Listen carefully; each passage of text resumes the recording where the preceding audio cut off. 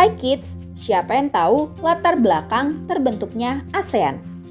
Awalnya, 5 negara dengan perwakilannya menyusun dan menandatangani Deklarasi Bangkok pada 8 Agustus 1967.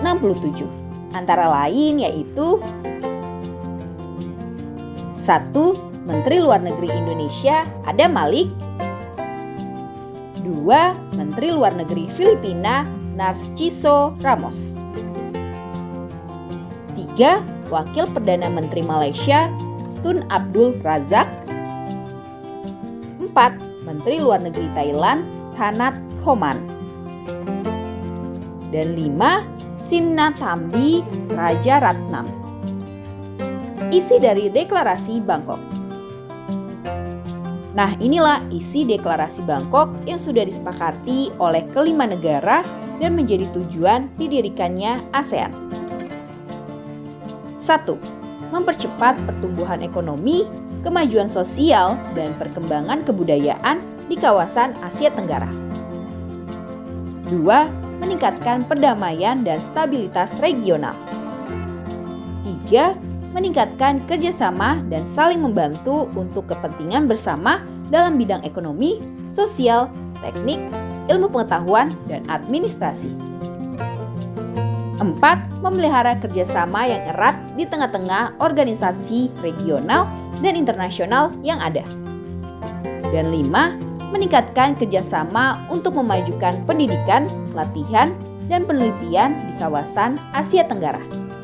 Sebelum kita lanjut videonya, jangan lupa klik tombol subscribe dan tombol loncengnya ya. Latar belakang terbentuknya ASEAN. Berikut ini hal yang melatar belakangi kelima negara ingin membentuk sebuah organisasi regional untuk mencapai tujuan tersebut. 1. Persamaan geografis. Negara-negara yang tergabung dalam ASEAN berada di kawasan Asia Tenggara yang terletak di antara benua Australia dan Asia, serta terapit 2 samudra, yaitu Samudra Hindia dan Samudra Pasifik. 2. Persamaan kepentingan. Akibat Perang Dunia Kedua dan pendudukan kolonial membuat negara-negara di Asia Tenggara mempunyai kepentingan yang sama. Kepentingan itu berupa kedamaian, keamanan, dan ketertiban dalam lingkup regional serta nasional. 3. Persamaan nasib.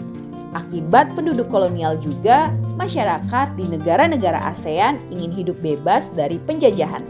Perasaan senasib ini menyatukan dan berkeinginan untuk mencapai tujuan yang sama. 4. Persamaan budaya.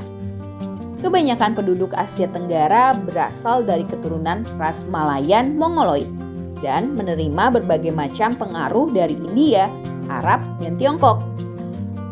Peran Indonesia di ASEAN.